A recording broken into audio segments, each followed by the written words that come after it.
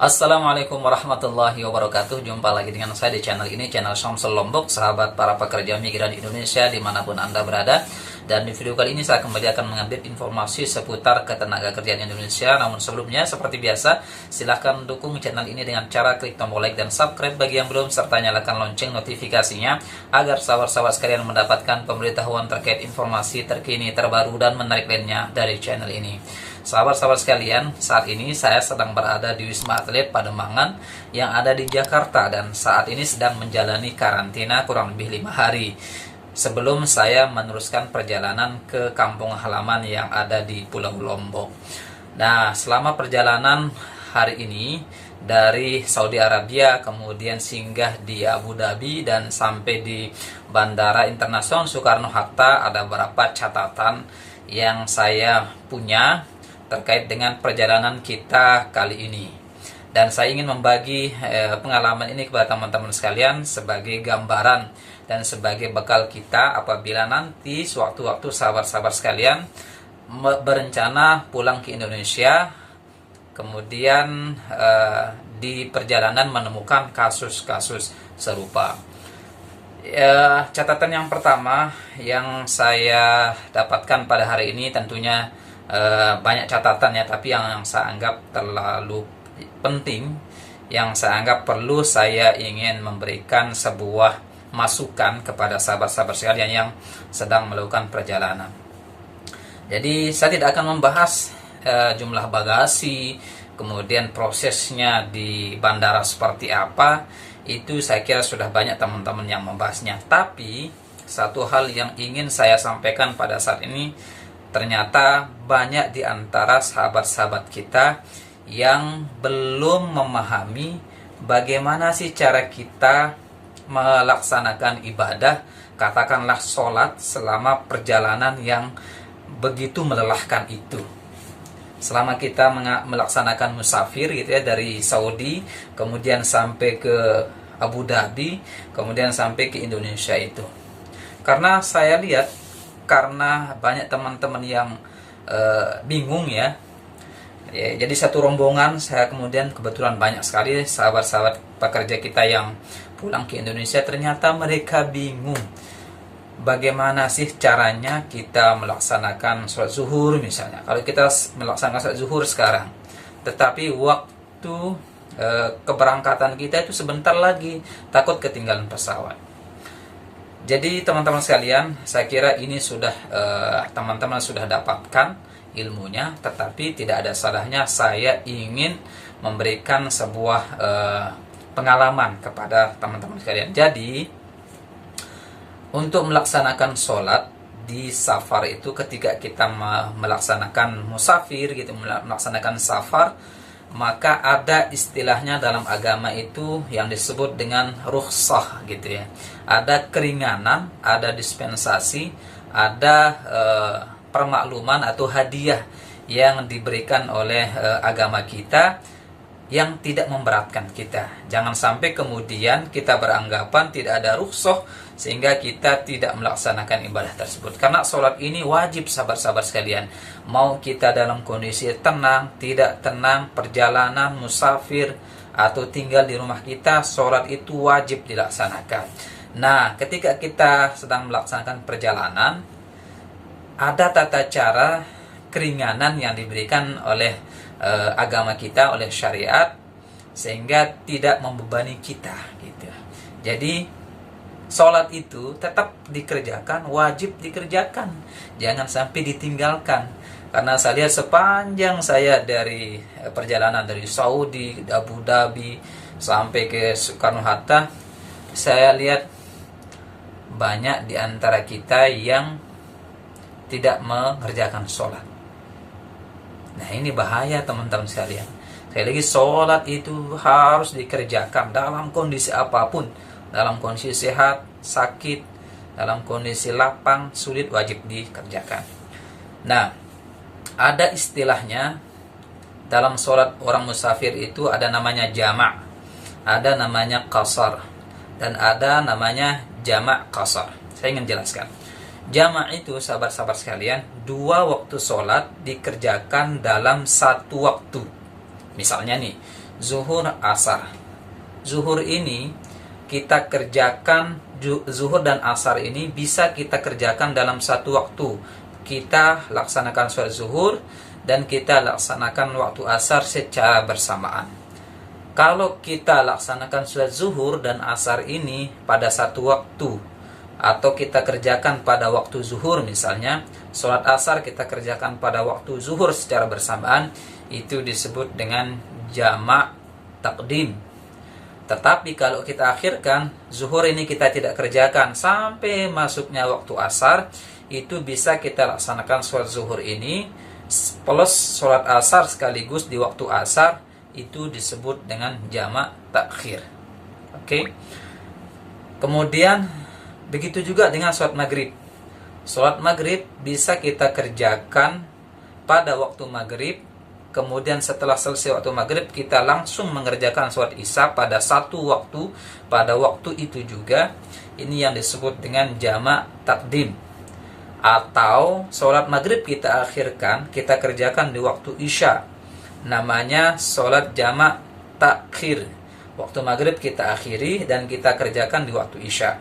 Maghrib dulu kita kerjakan, setelah itu langsung mengerjakan sholat isya. Maghrib 3 rakaat, isya 4 rakaat. Ini namanya jamak takhir. Kemudian yang kedua teman-teman sekalian, ada istilahnya dengan qasar. Qasar ini maksudnya meringkas. Misalnya sholat zuhur kita kerjakan 2 rakaat, kemudian asar juga 2 rakaat, serta isya itu menjadi 2 rakaat. Nah, sholat dikatakan qasar, kita tetap mengerjakan sholat ini pada waktunya, tetapi jumlah rakaatnya kita kurangi. Zuhur seharusnya 4 rakaat menjadi 2 rakaat. Asar kita kerjakan pada waktu asar, tetapi jumlah rakaatnya kita ringkas menjadi 2 rakaat saja, tidak menjadi 4 rakaat. Adapun waktu maghrib itu tidak boleh diqasar, tetapi harus dikerjakan sesuai dengan bilangannya. Jadi kalau sholat maghrib 3 rakaat, ya harus dikerjakan 3 rakaat. Sedangkan sholat isya itu tetap kita kerjakan pada waktu isya, tetapi jumlah rakaatnya kita kurangi menjadi 2. Inilah yang disebut dengan qasar. Yang ketiga, ada istilahnya dengan jamak qasar. Jadi, sholat itu sudah kita ringkes, jumlahnya kita kurangi, 4 menjadi 2. Zuhur itu seharusnya 4 rakaat menjadi 2 rakaat. Kemudian asar itu 4 rakaat menjadi 2 rakaat. Kemudian kita kerjakan pada satu waktu. Apakah itu di awal waktu atau di akhir waktu. Itu disebut dengan jamak qasar. Misalnya, sholat zuhur nih, kita kerjakan pada waktu zuhur 2 rakaat. Setelah selesai sholat zuhur 2 rakaat, langsung kita ambil lagi niat sholat asar 2 rakaat pada waktu yang sama. Inilah yang disebut dengan jamak qasar. Begitu juga maghrib. Maghrib, isya. Maghrib ini 3 rakaat kita kerjakan, isya ini 2 rakaat di waktu yang sama. Apakah itu di waktu maghrib ataukah di waktu isya. Jadi maghrib 3 rakaat, setelah itu kita lanjut dengan sholat isya 2 rakaat. Inilah yang disebut dengan jamak qasar. Nah, bagi para musafir itu diberikan pilihan untuk mengerjakan salah satu di antara 3 model sholat ini. Dan baiknya ketika ada rukhsah seperti ini, ada dispensasi seperti ini, saya sarankan sahabat-sahabat sekalian mengambil rukhsah yang paling ringan, yaitu adalah menjamak qasar solat-solat yang ada. Subuh kita kerjakan 2 rakaat, kemudian zuhur dan asar kita kerjakan masing-masing 2 rakaat dalam satu waktu. Apakah itu dimajukan atau diakhirkan. Maghrib dan isya kita kerjakan pada satu waktu. Maghribnya tidak perlu diringkas dan isyanya diringkas 2 rakaat. Apakah itu dikerjakan di waktu maghrib atau dikerjakan waktu isya. Ini adalah syariat. Ini adalah tuntunan ajaran agama kita yang bisa kita pilih ketika melaksanakan musafir. Sehingga tidak ada alasan bagi kita untuk meninggalkan sholat. Dimanapun kita berada, dalam kondisi apapun, sholat itu tetap bisa kita kerjakan. Sekarang bagaimana caranya kita sholat di atas pesawat? Ketika sampai di pesawat bingung nih, karena bingung kiblatnya kemana, kemudian kita mau sholatnya kemana. Nah, sahabat-sahabat sekalian, biasanya di dalam pesawat itu ada monitor. Di kursi pesawat itu kan ada monitor itu. Nanti ada, pilih aja menunya di situ, navigasi pesawatnya. Atau bisa juga kita perkira-kirakan, kalau kita berangkat dari Arab Saudi menuju Indonesia, itu artinya kita membelakangi kiblat. Jadi lihat aja kepala pesawatnya itu kemana, kemudian ekor pesawatnya kemana. Jadi kalau ke Indonesia kan berarti kepala pesawatnya itu kan, atau pesawatnya itu kan membelakangi kiblat. Berarti nanti ketika kita sholat di atas pesawat itu, kita menghadap ke ekor pesawat. Nah, bagaimana kita untuk memastikan bahwa kita benar-benar menghadap kiblat? Jadi yang begini, ini namanya rukhsah, karena kita berada di luar di luar kemampuan kita untuk mengontrolnya. Jadi ya rumusnya adalah kita pastikan bahwa arah kita yang pertama ini itu sudah menghadap kiblat. Setelah itu pesawatnya mau kemana, mau ke kiri, ke kanan, itu tidak masalah. Karena dulu Rasulullah SAW pernah mengerjakannya ketika sholat witir. Beliau naik untanya menghadap kiblat. Lalu ketika beliau sudah takbir, ternyata untanya berjalan kemanapun arahnya, dan beliau tetap mengerjakan sholatnya di atas unta. Jadi ini adalah qiyas, ini adalah ilustrasi bahwa kita boleh menghadap kiblat yang kita yakini bahwa itu merupakan kiblat yang kita yakini sebagai arah sholat kita yang pertama.